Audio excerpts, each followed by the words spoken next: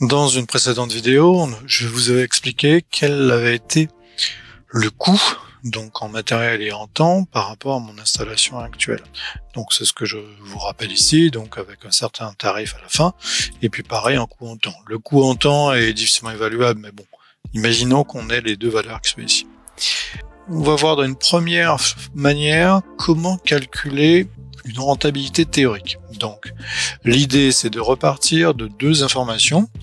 Donc, on va prendre un fichier Excel que j'avais préparé pour ça, dans lequel j'ai remonté trois choses. Je vais zoomer un peu plus. J'ai préparé différentes choses. Donc, la première étant le coût, justement, de la production. Donc, sur mon année 2023, c'est celle-là, de la production, en reprenant mon premier fichier Excel que je vous avais montré, qui était ici, qui est assez complexe, mais qui reprend en fait les factures que je reçois chaque trimestre, dans mon cas, qui ne sont pas des trimestres correspondant à les périodes trimestrielles annuelles normales, c'est-à-dire janvier à mars, avril, juin, etc., mais plutôt des trimestres un peu bâtards. Donc quoi qu'il en soit, avec les 4 factures, on arrive à faire plus ou moins une année. Donc l'idée, c'est vraiment là-dessus, avec un temps glissant, de pouvoir comprendre quelle est la consommation moyenne, donc c'est ce qu'on voit ici, la consommation manuelle moyenne sur une année. Donc chez moi, justement, on tourne avant l'installation des panneaux solaires, c'est pour ça que on regarde les valeurs de 2020 et 2021. La maison n'a fondamentalement pas vraiment changé depuis cette période, donc du coup en termes de consommation électrique je parle, donc du coup on a à peu près les mêmes valeurs qui sont maintenues, c'est-à-dire une consommation annuelle de 6600 ou 6500 watts. Donc c'est ce que je reprends justement dans ce fichier-là, donc en reprenant les différentes années, donc 2020, 2021, 2022 et 2023, justement on arrive aussi en prenant le total de ces factures. Encore une fois, c'est une estimation vraiment à la louche, donc on tombe sur une facture moyenne TTC.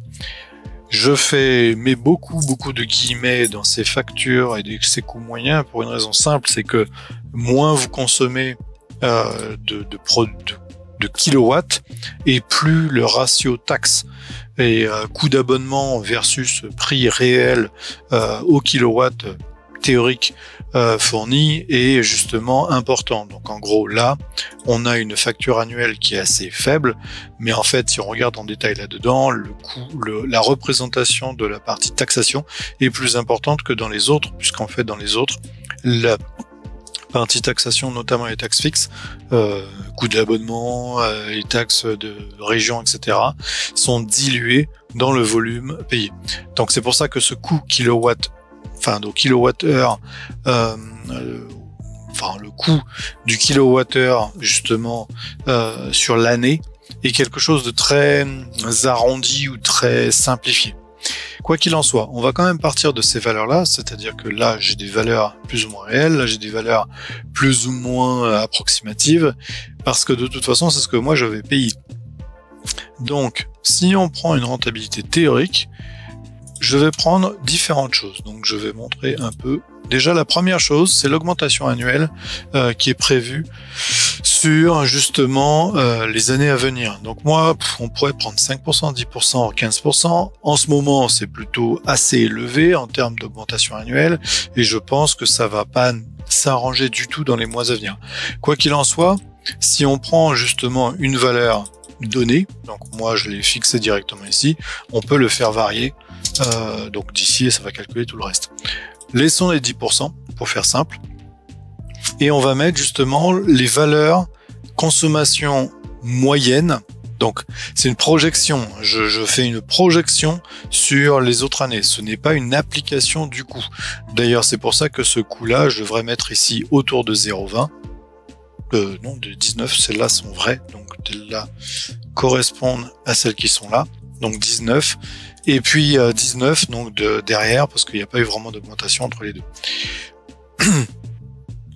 Donc, si je prends la valeur 0,19 et que j'applique justement cette valeur-ci,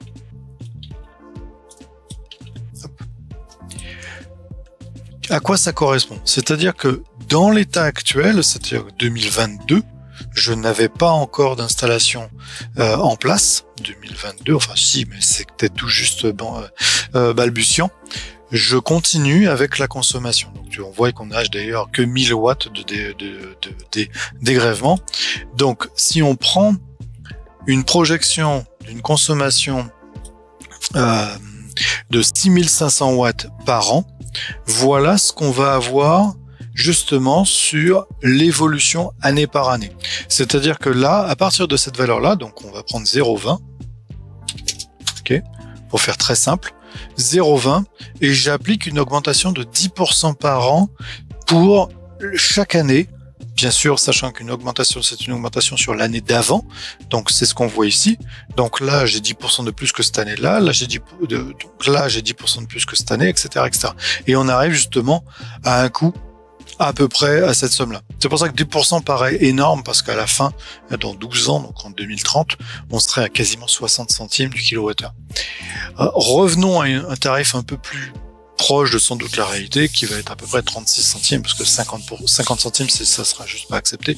Donc du coup, ça sera un prix un peu figé dans les prochaines années, qui correspondra gentiment à 5% d'augmentation, etc. Donc, prenons une valeur, encore une fois, théorique. Ce n'est pas une valeur réelle, c'est une estimation sur la consommation. Ce qu'on voit ici, c'est qu'on a le prix moyen annuel, en prenant les 6500 watts qui sont à peu près figés, on va prendre un prix moyen par année, donc pour les X prochaines années. Donc pour un total de 20 000 euros. Si on regarde ici, on a le total de toutes ces années-là. Donc je prends une projection sur 12 ans. Pour plein de raisons diverses et variées, mais 12 ans, c'est une valeur à peu près réelle. Au-dessus, après, ça devient complètement hypothétique et puis complètement sans aucun sens pratique. Donc, prenons sur les 12 années. On arrive donc à un total de 20 000 euros sur les 12 années. Maintenant, toute la question, c'est de savoir quelle peut être l'économie envisagée, donc potentielle envisagée, à partir de l'année 1 sur les autres années. Donc c'est ce qu'on voit ici. Donc j'ai pris 4 scénarios différents. Donc 15%, 30%, 50%, 70%. Pour faire très simple, 15%, c'est ce que vous aurez si vous mettez 2-3 panneaux dans votre jardin en autoconsommation pure, qui sera branché sur une prise électrique, donc les versions plug and play qu'on trouve. Vous aurez à peu près, bon an mal an, entre 10 et 15% de réduction. 30%, c'est que vous commencez déjà à avoir une installation correcte, avec donc, typiquement du 3 kWh. Faut voir une valeur annuelle, ce n'est pas une valeur à l'été. 3 kWh en ayant une maison qui sera potentiellement assez consommatrice en ressources. Après 50%, donc on arrive à un peu plus élevé, c'est-à-dire que vous avez déjà travaillé sur vos optimisations, c'est-à-dire votre consommation planifiée dans les heures justement de production, etc., etc. Et puis 70%, là vous êtes vraiment dans du très très haut niveau parce que vous avez descendu sur votre année avec des batteries, donc de permettre à ce que sur toute l'année vous ayez un dégrèvement de votre consommation de quasiment passer de 6500 watts à peu près 3000 watts. Donc ces 4 scénarios vous permettent de donner une vision sur ce que vous pourriez avoir en termes de gains potentiels. Donc si on prend 15%, on repart sur la somme qui est là et on enlève 15%. Donc voilà, et d'année par année, puisqu'on a déjà appliqué justement le tarif, l'évolution du tarif sur l'année, bah forcément ici, si on fait le calcul, on a 15% de moins que cette somme-là, et etc., etc., jusqu'à la fin de l'année. Donc là, on voit qu'avec une diminution de 15%, la consommation, ou du moins le tarif, revient à 17 000 euros sur les 12 prochaines années. Donc, en gros, on a un gain de 3 000 euros. Ça, typiquement, bah, vous avez la vision d'amortissement sur votre kit plug and play qui pourrait être mis dans le jardin. Donc, vous voyez très rapidement que bah, sur 12 ans, en fait, c'est moins de 12 ans. Donc globalement, ça sera autour de 5-6 ans. Un kit de 2 à 3 panneaux dans le jardin sera amorti. Aujourd'hui, un kit de ce type-là se trouve sensiblement pour 800 watts. Les dernières offres sont autour des 800 à 1000 euros pour un kit de 2 panneaux de 800 watts. Ensuite, un peu plus élevé. Donc là, on est sur du 30%. Donc 30%. Je reviens sur le calcul, on fait 30% de moins que la valeur calculée ici. Donc effectivement, ça revient à prendre 30% d'économie sur ce prix-là. Et on fait ça sur toute l'année. Là, on est déjà à 14 000 € sur les 12 ans. Donc, on a un gain de 6 000 €. Donc là, on voit déjà que même un kit 3 kW qui se négocie à peu près autour des 8 000 €, on n'est pas à 12 ans, on est un petit peu plus. Si vous restez exactement dans la consommation des 6500 watts, c'est-à-dire ne rien changer sur votre utilisation et justement ne pas avoir d'évolution sur votre matériel, installation, consommation, etc.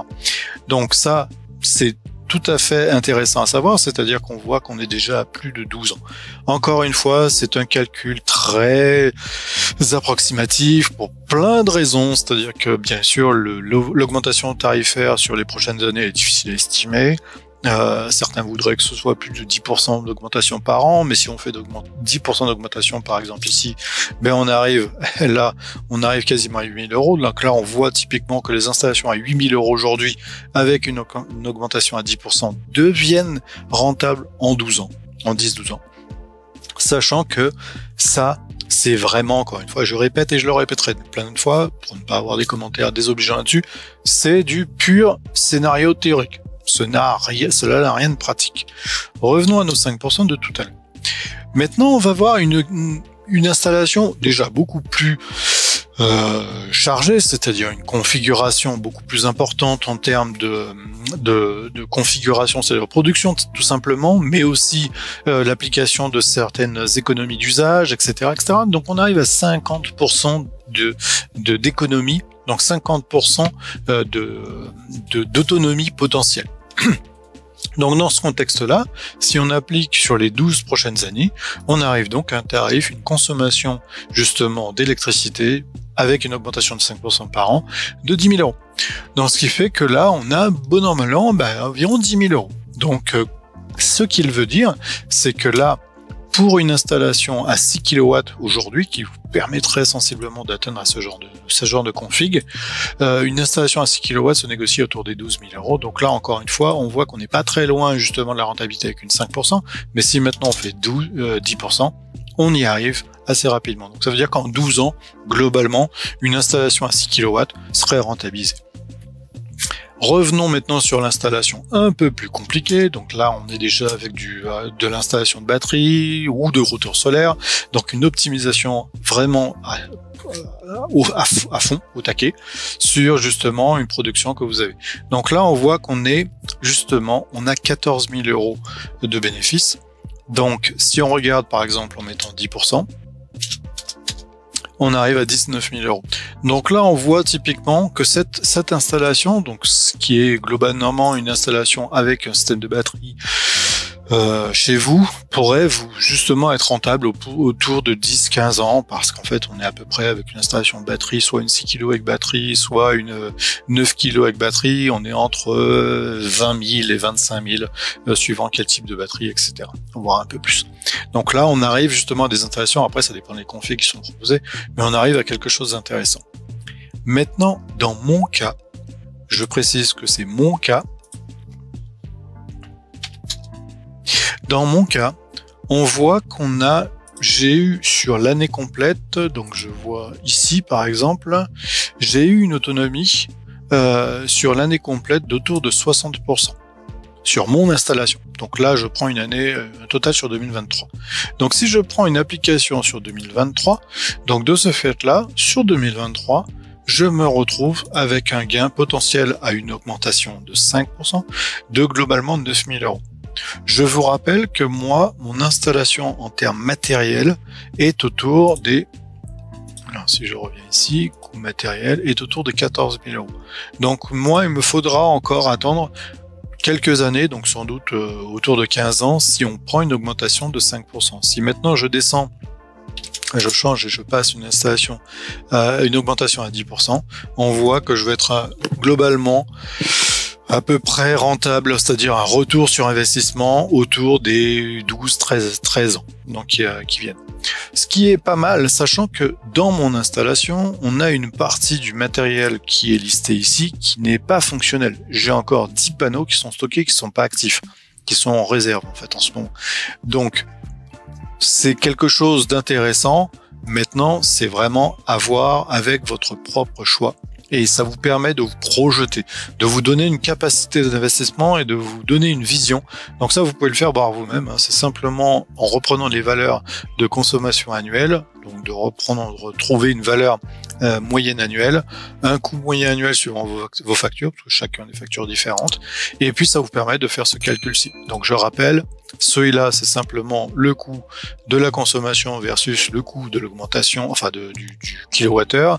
Celui-ci est une augmentation de X% du prix d'avant, etc., sur tout le temps glissant.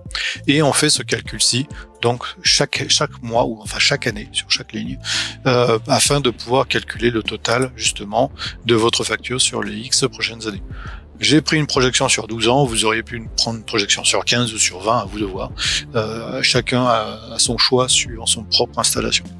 Donc, je vous encourage à faire ce genre de visualisation quand vous êtes un peu hésitant par rapport à une offre commerciale qui peut vous être présentée et par rapport à ce que vous envisagez d'installer chez vous. Afin de pouvoir aussi suivre tout ça, je vous encourage encore d'installer des solutions de contrôle de consommation type Enerlink ou justement EcoJoco qui vous permettent de pouvoir suivre vos consommations et de pouvoir vraiment appliquer au mieux une utilisation et du coup chercher justement à cette optimisation de coûts par rapport justement à votre consommation, c'est-à-dire typiquement ne pas faire tourner les lave-linges en pleine nuit mais plutôt les faire tourner la journée, etc. Donc voilà, ça c'est la première version. Je ferai une autre vidéo un peu plus tard sur quelque chose de plus compliqué et qui correspond au calcul sur appareil par appareil. Donc quelle est la rentabilité justement du système ou retour sur investissement de chaque appareil par rapport au coût d'investissement total.